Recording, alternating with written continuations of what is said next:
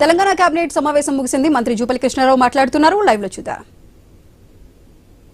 ఎన్నో రకరకాల ఆరోపణలు కాంగ్రెస్ పార్టీ పైన, ముఖ్యమంత్రి గారి పైన, మంత్రుల పైన రకరకాల ఆరోపణలు చేయడం జరిగింది. మరి మొన్న జరిగినటువంటి జూబ్లీహిల్స్ ఎన్నికల సందర్భంగా కేటీఆర్ ఒక మాట మాట్లాడాడు. ఈ జూబ్లీహిల్స్ ఎన్నికలు రెఫరెండం అని మాట్లాడాడు. మరి మీరు చేసినటువంటి అంటే బట్టగాల్చి మీదేసే పరిస్థితి చేస్తూ మీకు అడ్డగోలుగా సంపాదించినటువంటి కోట్ల రూపాయలు ఖర్చు పెట్టు ప్రచారాలు చేస్తున్నటువంటి గోబెల్ ప్రచారం చేసిన తర్వాత కూడా మరి జూబ్లీస్ ఎన్నికల రిజల్ట్ వచ్చింది. అంటే రెఫరెండం అంటే ప్రజలు గడిచిన 2 సంవత్సరాల కాంగ్రెస్ పార్టీ పరిపాలన పైన, రేవంత్ రెడ్డి గారి పరిపాలన పైన తీర్పు ఇస్తారు అన్నాడు. తీర్పు ఇచ్చిండు. దీని అర్థం ఏంటి? ఒకటి. రెండవది అంటే మీరు పోయిన ప్రతిష్టను ఎట్లా కాపాడుకోవాలంటే అవకాశం లేక ప్రభుత్వం చేస్తున్నటువంటి పార్టీని, ఇప్పుడు ప్రభుత్వంలో అధికార పార్టీ ముఖ్యమంత్రిని అట్లాగే పార్టీని మంత్రుల్ని అప్రతిష్ట పాల్చేసే కార్యక్రమం చేస్తే దానివల్ల మాకు లబ్ధి జరుగుతుంది కాబట్టి ఒక పర్సెప్షన్కు ఇవాళ కేటీఆర్ అయినా హరీష్ రావు అయినా ఆలోచనతో ఉన్నట్టు స్పష్టంగా అర్థమవుతుంది. దానికి ఎన్నో గతంలో ఉదాహరణలు ఉన్నాయి. ఇప్పుడు కూడా మళ్ళీ నిన్న 2 రోజుల క్రితం కేటీఆర్ హరీష్ రావు మాట్లాడుతూ కొన్ని ప్రముఖ పత్రికల్లో 5 లక్షల కోట్ల స్కామ్ అని, ఇది ఏకపక్షంగా నిర్ణయం తీసుకున్నని, సబ్ కమిటీలో ఉన్నటువంటి మంత్రులు దక్షిణాది జిల్లాల మంత్రులకు ఇష్టం లేదని, సంబంధిత ఇండస్ట్రీ మినిస్టర్ ఆయన అభిప్రాయానికి భిన్నంగా నిర్ణయాలు తీసుకున్నని రకరకాల రాతలు వండి వార్చి రాశారు. ఏంటది? ఇంతకుముందు మా మిత్రులు ఉత్తకుమార్ చెప్పినట్టుగా రాష్ట్రంలో ఓఆర్ఆర్ లోపల ఉన్నటువంటి పరిశ్రమలు, కాలుష్య పరిశ్రమల్ని ఓఆర్ఆర్ అవతలకు షిఫ్ట్ చేయాలనేటువంటి ఆలోచనతోటి నిర్ణయాలు జరుగుతూ ఉన్నాయి. ఈ నిర్ణయాలు ఎవరు తీసుకున్నారు? ఎప్పుడు మొదలైంది? మీకు ఉదాహరణకు మీకు చదివి వినిపిస్తా. గతంలో 2017 నుంచి 22 వరకు గతంలో ఉన్నటువంటి industry minister KTR about 200 industrial parks with in ORR covering almost around 9,000 acres, అంటే అందులో స్టాండ్ అలోన్ 2,000 కలిపి. సో వీటిని ఏ విధంగా షిఫ్ట్ చేయాలని కింద గత ప్రభుత్వం నిర్ణయాలు తీసుకొని అందులో భాగంగా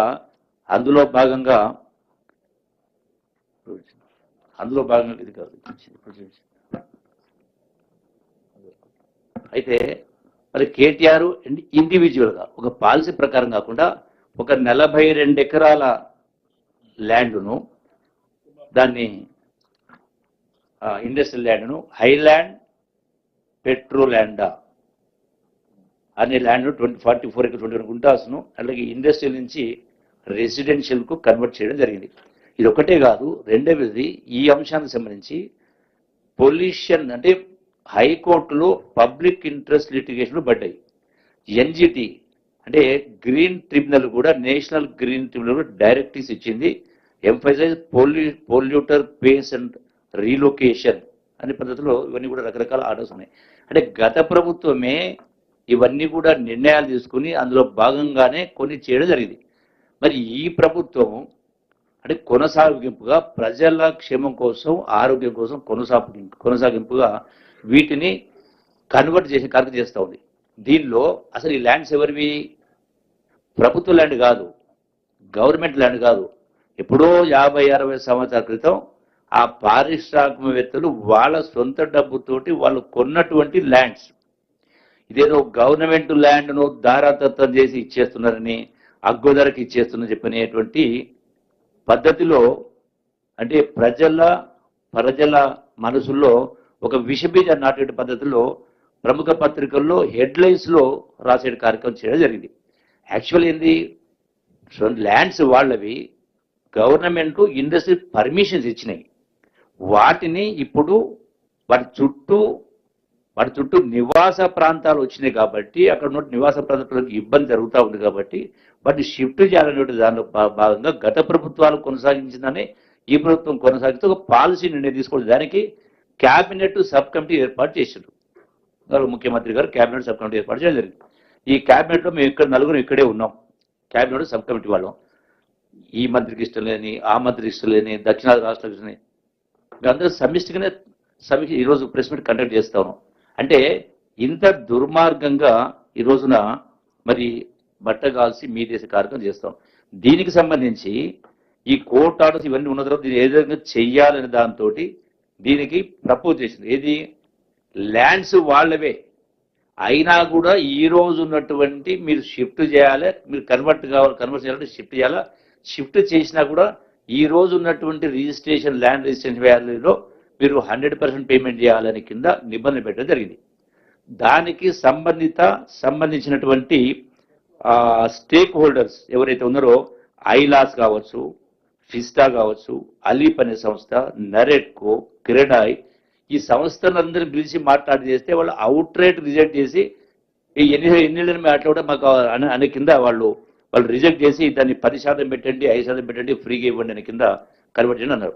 అయినా కూడా సంబంధిత ఇండస్ట్రీ మినిస్టర్ గారు, సంబంధిత క్యాబినెట్ సబ్ కమిటీ 10 సార్లు సమీక్ష చేసి దీని ద్వారా రాష్ట్ర ఆర్థిక పరిస్థితి మెరుగుపరచడం కోసం, ఎందుకు మెరుగుపరచాల్సి వస్తూ ఉంది, మీ యొక్క శర్వాకం వల్ల గడిచిన 10 సంవత్సరాల్లో లక్షల కోట్ల రూపాయలు అప్పులు చేసి నెలకు 6,500 కోట్ల రూపాయలు వడ్డీ గడిపలు తీసుకొచ్చి సంవత్సరానికి 75,000 కోట్ల వడ్డీ కడతా ఉన్నాం, 2 సంవత్సరాలు 1,50,000 వడ్డీ కడతా ఉన్నాం.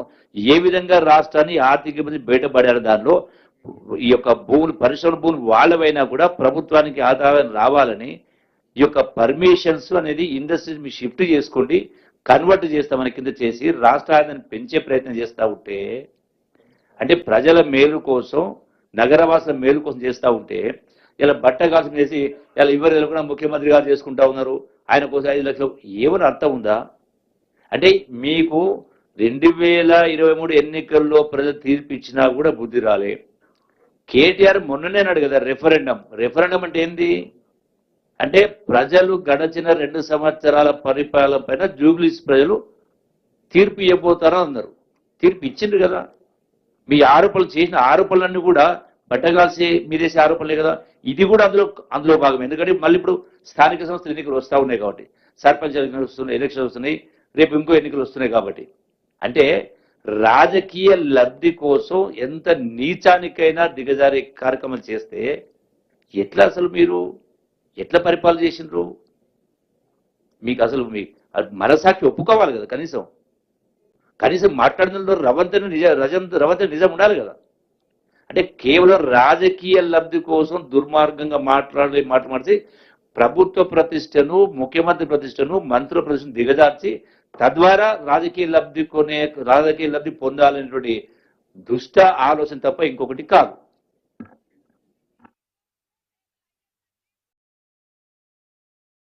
ఇది ఇంకో విషయంలో వాళ్ళు 50%, 30% అది జనాన్ని కన్ఫ్యూజ్ చేసే ప్రయత్నం చేస్తున్నారు.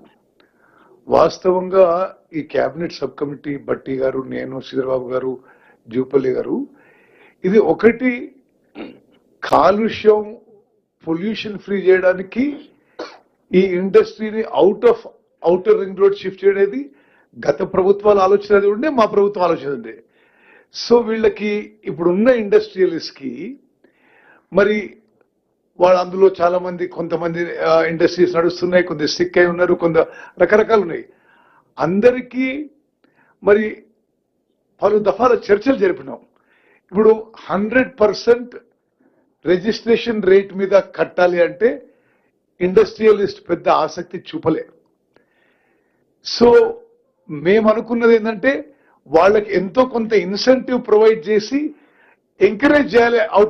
ఇప్పుడు ఒక చోట ఇప్పుడు కళ్యాణ్ ఒక ఆయన పలానా ఇండస్ట్రియల్ ఎస్టేట్లో ఇండస్ట్రీ నడుపుతున్నాడు, వీడి నుంచి వెళ్ళిపోమంటున్నావు అంటే వెళ్ళిపోవడానికి ఎంకరేజ్మెంట్, ఇన్సెంటివ్. సో ఆ ల్యాండ్ ఎస్ఆర్ఓ రిజిస్ట్రేషన్ రేట్ కి 100% మీద ముందు కొంత చర్చలు జరిపిన వాళ్ళు అసలు ఆ షిఫ్ట్ కావడానికి ఆసక్తి చూపలే, ఇంట్రెస్ట్ చూపలే. దెన్ 80 feet ఉన్న రోడ్డుకేమో